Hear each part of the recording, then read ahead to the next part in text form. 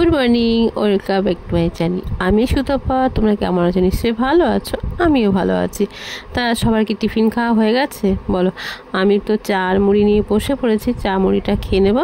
আর 2 cup চা দেখে ভাবছো 2 কাপ চা কেন? আমার 1 কাপ আর মেয়ের 1 কাপ। যেহেতু মেয়ে বাড়িতে থাকি, আমরা তো সারাক্ষণ মেয়েতেই থাকি, তাই জন্য মেয়ে আর মা মিলে নিয়ে বসেছি মুড়ি দিয়ে, চা দিয়ে। আর মুড়িটা না ভাজা করেছি, তোমাদের সাথে রেসিপিটা শেয়ার করবো, তো সঙ্গে থেকে দেখতে থাকবে। আর দেখো, এখন তো চলে এসেছি রান্নাঘরে। টিফিন খাওয়ার পরে নিয়ে নিয়েছি আলু আর টমেটো। আলুটা ভালো করে ছুলে ধুয়ে নিয়ে এসেছি, আর টমেটোটাও আমি ধুয়ে নিয়ে রেখে এসেছি, বুঝেছো? আমি যে কোনো জিনিস ধুয়ে নিয়েই বসি, জানো। আর এদিকে সোয়াবিনটা আগে থেকে ভিজিয়ে রেখেছিলাম, সোয়াবিনটাও ভিজে গেছে বলে তার জন্য ভালো করে ধুয়ে নিয়ে একবারে সব কিছু গুছিয়ে বাকিয়ে বসেছি। তোমাদের সাথে রেসিপিটা শেয়ার করবো, তোমরা সঙ্গে থাকো আর দেখতে থাকো কি দেখি আমি করি, ঠিক আছে? এখানে বসিয়ে দিয়েছি কড়াই তো গরম হয়ে গেছে। কড়াইতে দিয়ে দেবো সর্ষের তেল, দেখো। এবার দিয়ে দেবো জিরে, দেখো। এখানে কিছুটা জিরে আমি তুলে নেবো, আলু ভাতে মাখবো বলে তেল লঙ্কাটা ভেজে তুলে নিয়েছি। আর তোমরা এরকম জিরে ভেজে লঙ্কা ভেজে আলু মাখবে, হেবি ভালো লাগে খেতে, জানো তো। এবার এই তেলের মধ্যে দিয়ে দেবো তেজপাতা আর শুকনো লঙ্কা। জিরেটা তো আগেই দিয়ে দিয়েছি, তোমরা দেখেছো। এবার এটাকে ভালো করে নাড়িয়ে চাড়িয়ে নেবো। দেখো জিরে আর তেজপাতা তো হয়ে গেছে, আমি এর মধ্যে দিয়ে দেবো আলু। এবার আলুটাকে একটু ভালো করে ভেজে নেবো তেলের মধ্যে, একটু টাইম নিয়ে ভাজবো, তাতে কি হয় বলো, তরকারিটা না ভালো লাগবে, বুঝেছো? দেখো আলুটা কিন্তু কালার চেঞ্জ হয়ে গেছে। এই সময় দিয়ে দেবো আমি সেই যে সোয়াবিনগুলো ভিজিয়ে রেখেছিলাম, চিপটে রেখেছিলাম, সেইগুলো এর মধ্যে আলু দিয়ে ভাজা করে নেবো। তার সাথে দিয়ে দেবো পরিমাণ মতন লবণ, দিয়ে দেবো পরিমাণ মতন হলুদ। এই দুটো মিশিয়ে ভালো করে ভেজে নেব, তাতে ওই সোয়াবিনটাও ভাজা হয়ে যাবে, আবার আলুটাও সুন্দর ভাজা হয়ে যাবে। তা আমার তো যখন এরকম মনে হয় সেরকম করি। তোমাদের কেমন লাগে তোমরা অবশ্যই কমেন্ট করে বলো। কিন্তু এটা মাঝে মাঝে নাড়াচাড়া দিতে আমি একটা মশলা তৈরি করে নিই, এটা তোমরাও ব্যবহার করো, আমিও ব্যবহার করি। তো দেখো কিছুটা আদা গ্রেট করে নিয়েছি, তার সাথে টমেটো নিয়ে নিয়েছি। আর এর মধ্যে দিয়ে দেবো আমি একটু লঙ্কা গুঁড়ো। তোমরা তো প্রত্যেকেই জানো আমি ঝাল খেতে ভালোবাসি। আর দিয়ে দেবো জিরে গুঁড়ো, দিয়ে দেবো সামান্য একটুখানি জল, খুবই অল্প। আর এদিকে দেখো আলু তো হাফ ভেজেই নিয়েছিলাম, তার সাথে আবার সোয়াবিনটা দিয়ে দেবো। তো সোয়াবিনটাও কি সুন্দর কালার হয়ে গেছে। এর মধ্যে দিয়ে দেবো সে মশলা দিয়ে জল দিয়ে রেডি করেছি সেই মশলাটা।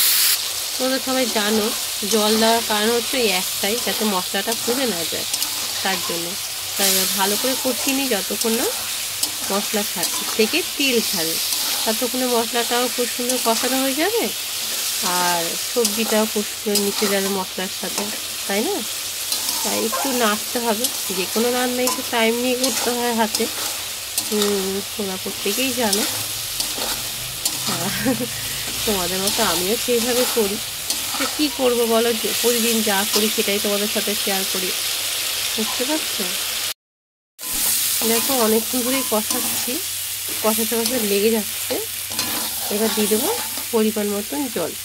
যে কোনো তরকারি যত কষাবে তত তো যেন টেস্ট ভালো হয়। দেখো তরকারিতে ফুটে গেছে, এই সময় আমি দিয়ে দেবো কিছুটা গরম মশলা বলো, মিট মশলা দিয়ে যেমন ভালোবাসো।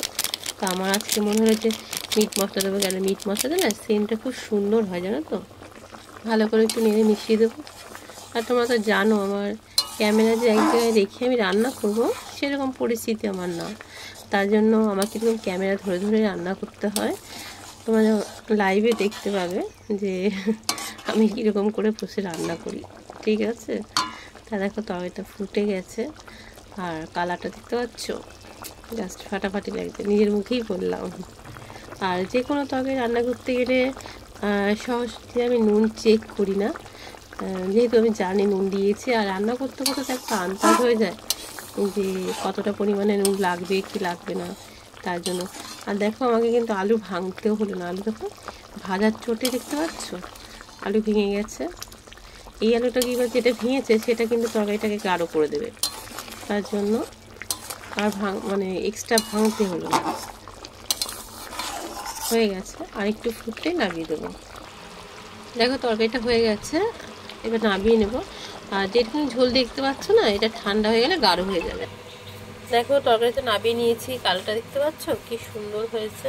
এই দেখো, চলো তোমাদের সাথে আলু মাখাটা শেয়ার করি। এই দেখো ভাতের মধ্যে আলু দিয়েছি, এক এক করে আলুগুলো সব বার করে নেব। ভাতটা প্রচুর গরম।